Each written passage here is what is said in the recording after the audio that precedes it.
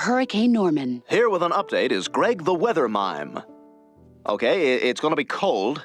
Very cold. And there's gonna be wind. Remember, the #1 cause of injury during a hurricane is broken glass, so stay away from the windows. I'm afraid if I fall asleep, the hurricane's gonna sneak up on me and give me a vasectomy. Relax, Chris. Nothing bad ever happens when you're asleep.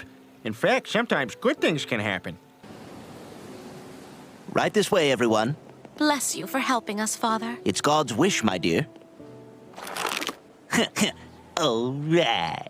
Well, Hurricane Norman is beginning to pound Quahog. Trisha? Diane, I'm hearing. Thank you, Trisha.